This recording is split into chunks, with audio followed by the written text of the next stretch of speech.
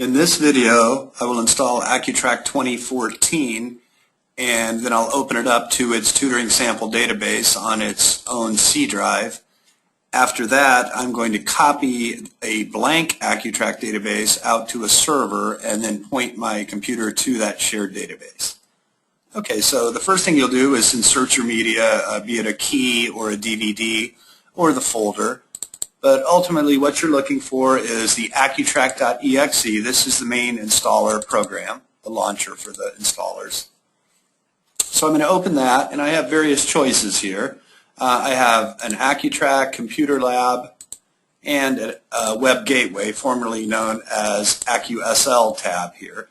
Now if I click on these various tabs, such as Computer Lab, if you purchase that product, then you'll have an installer for it. If you don't have that product, then you'll see information such as PowerPoints, etc., to find out more about that product. Now just real briefly, Computer Lab plugin, what that does is make each computer in a lab its own sign-in station.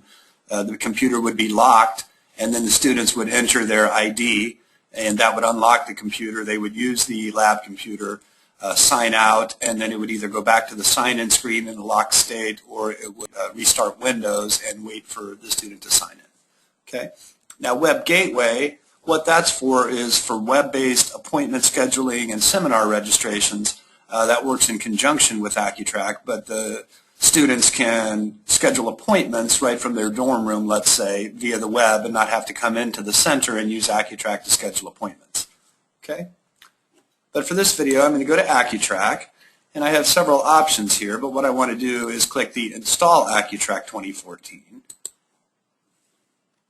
So that'll launch my installer for AccuTrack 2014. And I'll click Next. Next again, review the license agreement.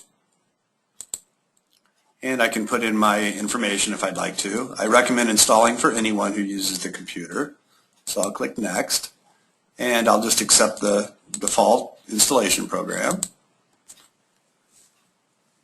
And then it will begin.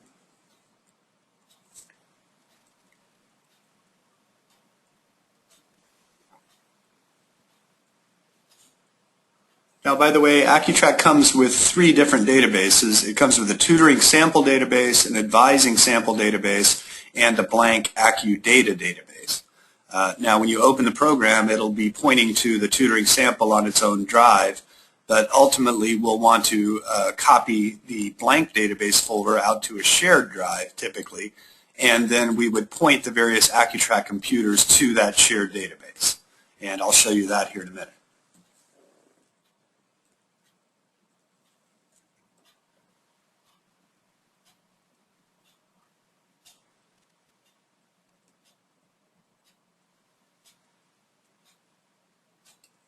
Okay, so now I'll click Finish once the installer is done, this program. Okay, so now I have a shortcut to AccuTrack on my desktop. I also have a program set here with AccuTrack 2014, and that includes the program itself, link to on-site documentation, and also our support site, Engineerica.com. Okay?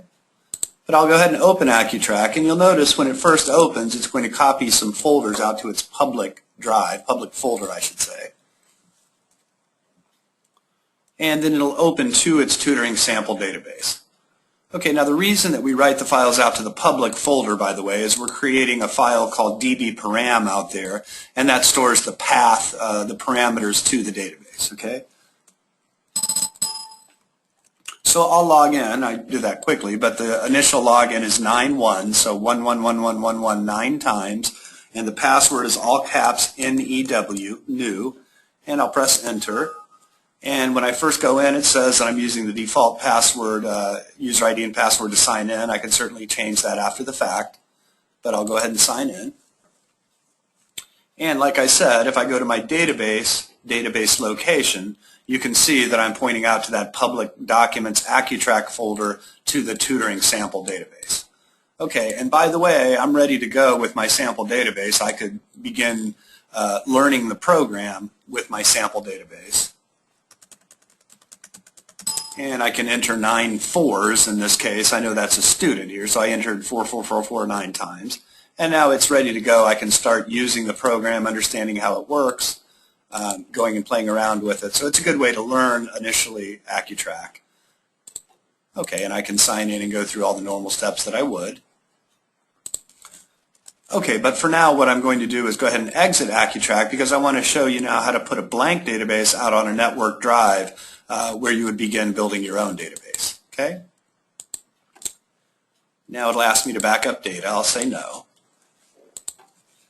So what I want to do here is open the AccuTrack folder where the program is installed. And as I said, the program ships with 3 different databases. I have in my sample databases, well, the tutoring database and the advising database. But back up a level here, I have the AccuData. That's a blank database. Okay. Now, in order to get the database working out on a shared drive, there are 2 folders I'm going to need to copy. Okay, the AccuData folder, but also the data DIC, the data dictionary that goes with the database. Okay, so I'm just going to copy both of those folders. Okay, and then I have a server out here called ENG server. And out on this server, I have a for all folder. I've created a databases folder, and I have an AccuTrack 2014 folder. Okay, so I'm going to paste my AccuData and my data DIC out to that server folder. Okay, now the login computers that are going to be using AccuTrack are going to need read, write, modify access to the AccuData folder here, actually to the entire path and every file and folder underneath it.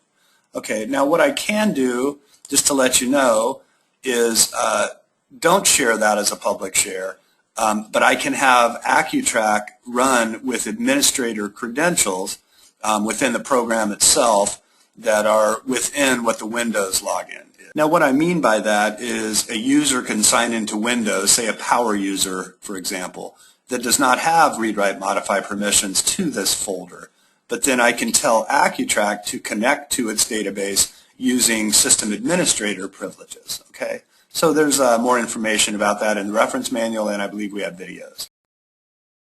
Certainly you can contact us here at support@engineerica.com, and we'd be happy to assist with that.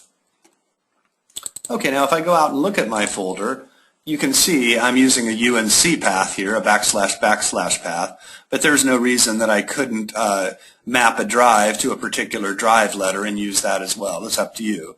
And what I mean by that is, let's say I map the Z drive to ENG server for all databases AccuTrack 2014. Let's say that represents my Z drive. Then in my database location, I could set the database to Z:\AccuData. Okay, so either way you want to use it. But I'm going to go ahead and copy this path because I know that's the path to my database. Okay, so now I'll open AccuTrack again. And log in with my 9.1s and new. Okay, so now I'm going to go to database location, and I'm going to change my database path to the UNC path out on that server. Okay, so ENG server for all databases, AccuTrack, AccuData. I'll save that. And now I need to close and exit the program.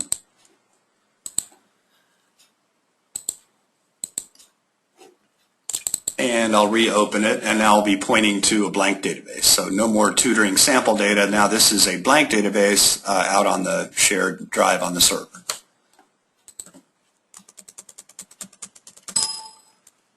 And I'll log in with my ones and my new. And now if I go to my user screen, for example, I should have no students. I have no information. It is indeed a blank database.